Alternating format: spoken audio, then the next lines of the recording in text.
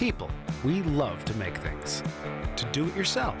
To DIY. In the attic, the basement, the backyard, and in front of a camera. And those camera DIYers, they've got something you'll like. From the TV studio to the studio apartment, they're making something up just for you. Rolls down. It's That DIY Show. Today, good question.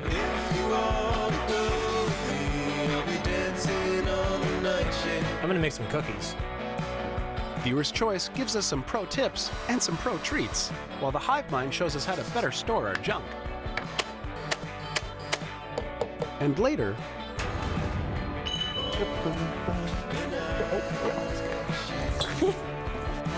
Oh, there it goes. Got a mind of its own. No, I think it's got your mind. That's why it's so stupid. I'm gonna make a wicked drawing. Some like really cool flames. What do you think? I hate that idea. Going for something nice and soft, unlike Dave's, which is going to look like garbage juice. Is that the name of your next album? two best friends battle for musical supremacy, and we go behind the curtain with a friendly knife maker. I'll go get my steel and go to the forge and crank that up. Well, bladesmithing has changed my life immensely. Just try to achieve excellence, I guess. Every one I make is my new favorite. Testing the steel of a master bladesmith, and a whole lot more. But first, it's your questions and your projects on That DIY Show. Hey Viewer's Choice, I have a baking question for you.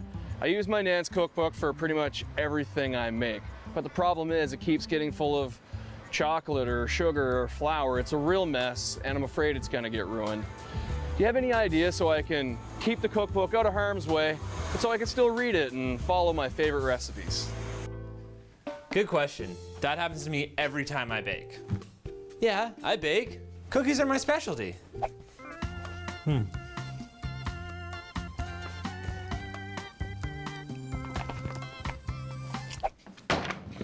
With today's project, I'm gonna get two things done right off the bat. I'm gonna get rid of some scrap I've had lying around the shop for a long time, and I'm gonna show birch plywood some much needed love. You gotta head to the table saw and rip this all up into a bunch of little pieces, and then glue it all back together again.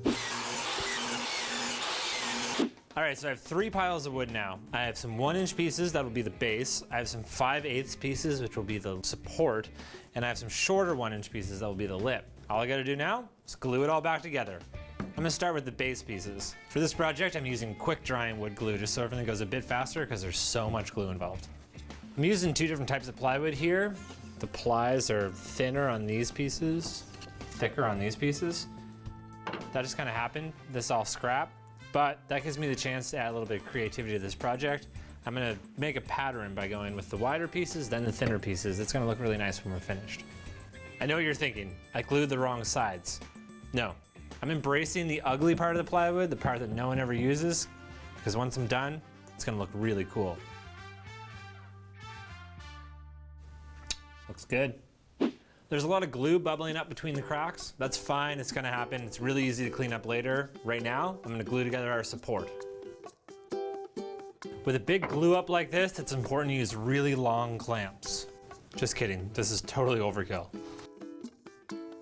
While I wait, I'm gonna make some cookies.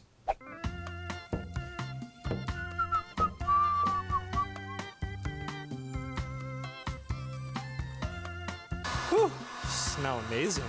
I'm getting hungry. Glue's dry. These things look amazing. There's a bunch of dried glue on here. I'm gonna show you a quick tip how to get that off. All you need is a chisel. You just scrape it along the top and the glue will scrape right off. Okay, cleared off the glue from all of our pieces. Now, I'm gonna chamfer all the edges on the table saw. The bevels turned out great. They really are accentuating all the visible ply that we're getting after we laminated these together. We went ahead and beveled every edge on all 3 of our pieces, except the end of our support. And that's gonna really come in handy because we have to join the lip to it. And also we'll use it to trace the opening that we're gonna cut in the base that's gonna allow the support and the lip to slide through. It's important here to not tighten it too much because these are our finished surfaces and we don't wanna break anything. We want no dents, no dings, and no damage. This is serious business. It's all clamped down. I gotta start with the pilot hole and then get the jigsaw out. This is a really precise cut, so don't distract me. All that's left to do now is to oil it. And since this is for cooking, I'm gonna use olive oil.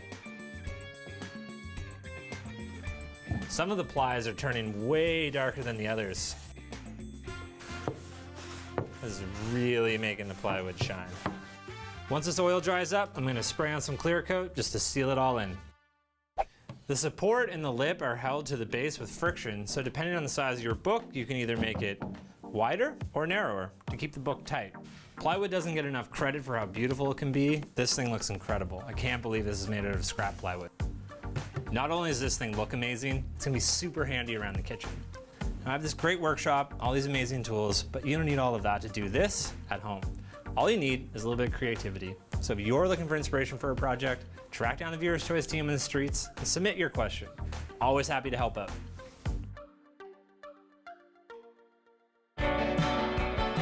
We've got hands and we've got plans. What more do you need? It's That DIY Show.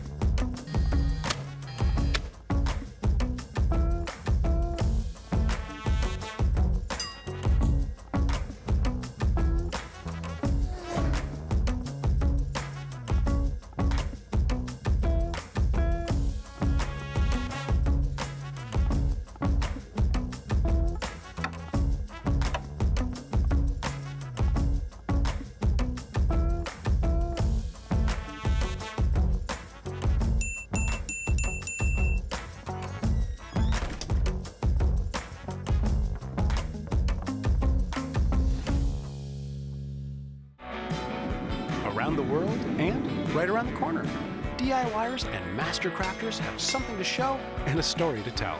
It's That DIY Show.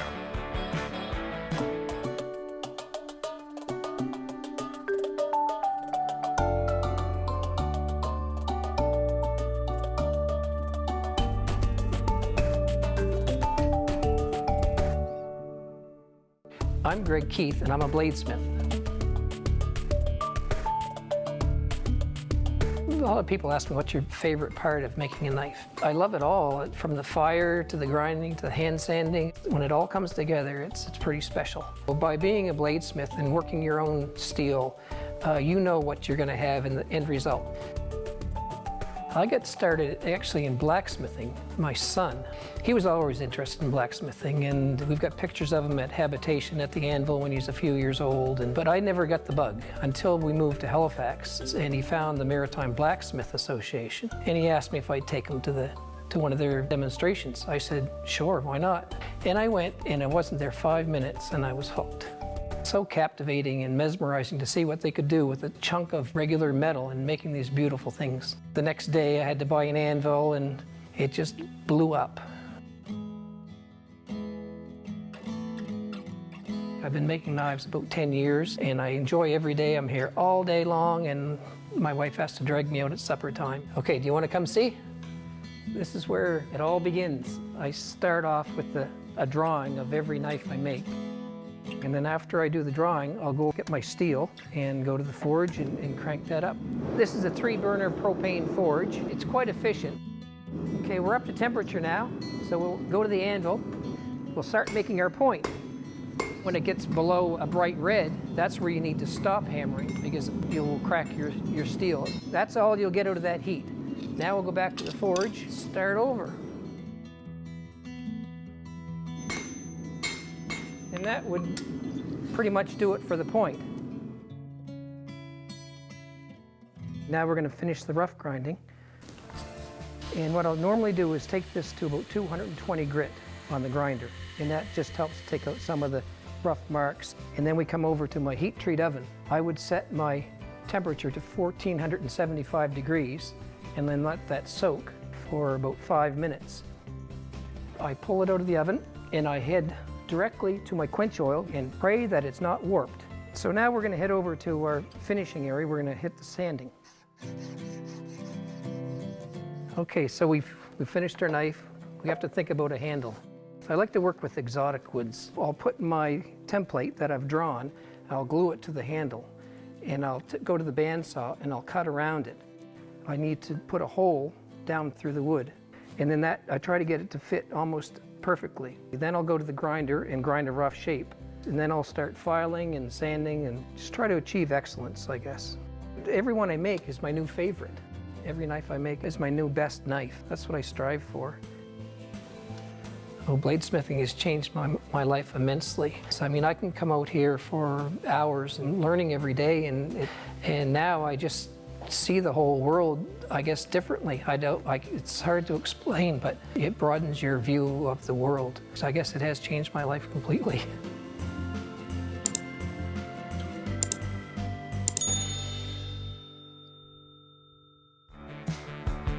From the workshop to the studio floor, we've got our eyes on the prize.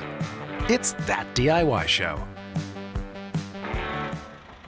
We're moments away from the main event, another head-to-head battle build. It's time to see who will rise above and take home the golden hammer. I'm Hubert McTurnish. And I'm George McGibbons. Come on, George, let's go meet our competitors.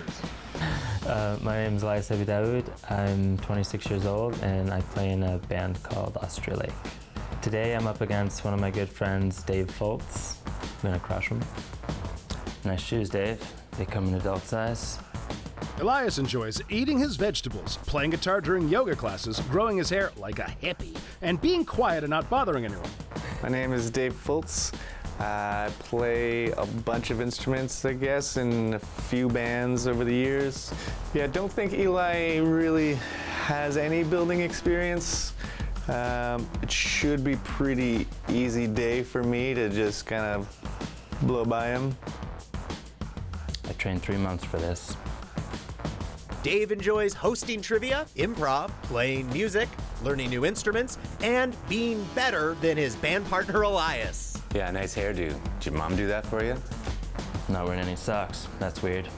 I eat stuff that looks as good as you for breakfast.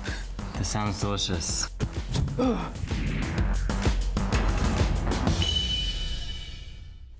Is this where they keep all your talent? This is where they're gonna put all your body parts once I'm done with you. Yeah. Your challenge is to build a kalimba, a traditional African instrument with staggered tines or keys to pluck, resonating a chamber made from a flimsy cigar box. The winner will charm the judges with the best sights and sounds, and all with a measly 2 hours to build. Okay. Yeah, that makes sense. That'll be easy. Oh, no idea how I'm gonna build that. On the table today, just a cigar box, a few pieces of hardware, 2 small pieces of walnut, and 1 pine board. I'm curious what they decide to use for the kalimba tines. Ready, Ready? Set, build! Okay. Oh, yeah, I'm just gonna get Oh, yeah? You're gonna take your time on that, are you? That's good. Time. That's good. That's good. It's gonna be in the way. Yeah, why not? There we go. You rip your lid off? Yeah. Why? You think I'm gonna tell you? Maybe. Now, Dave actually has carpentry experience, where Elias does not. Let's hope he doesn't just think this is a sand everything competition. Going for something nice and soft. It's gonna be like an angel. Unlike Dave's, which is going to look like garbage juice. Is that the name of your next album? Sounds like garbage juice. Only if you're featured on it. Hey, it's the sound that you usually hear when you're playing for people, right? Because they're sleeping? So.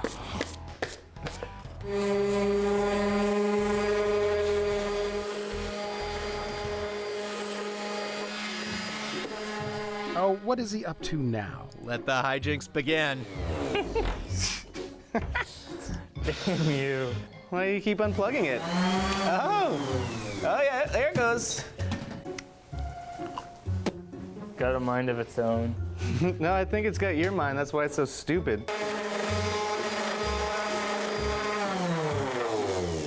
Whoop! Ooh. What's going on? What's wrong? Enough. What's going on?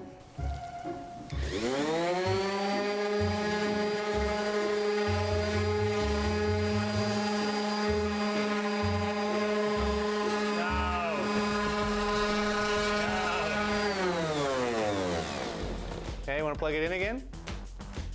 Why are you like this? Dave, grow up! For God's sakes! I need something to actually make the sound.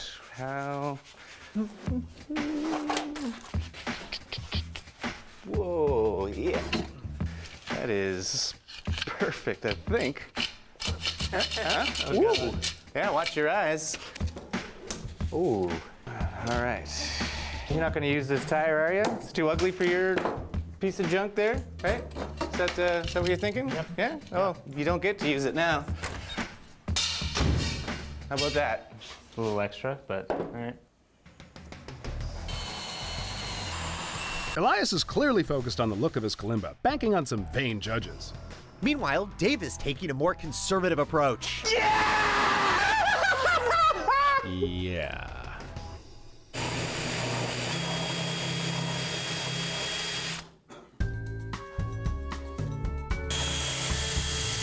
Did you learn anything last time? It was going backwards. I will set it forward. Okay. No, here we go. Ah, I just like the smell of burning walnut. I know how a drill works. Gonna make the wicked drawing. Some like really cool flames. What do you think? I hate that idea. Oh yeah, this is the best drawing I've ever done. I believe that. I have like a distinct image of you in primary now. Primary school toddler. Yeah, at least I graduated from primary. Can you really graduate from primary? Can you? You can't. Watermelon winter, baby. Oh yeah. Ooh.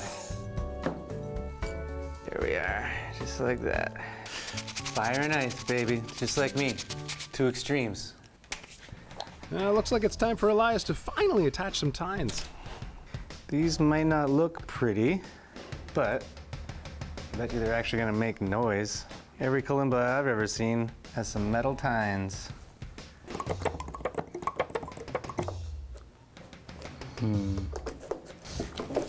need to rethink my whole strategy. Now, they've only just dry fitted their kalimbas, but if his doesn't actually make music, he's in trouble. I think mine is better. I think mine is better. I think mine is better. I think mine is better.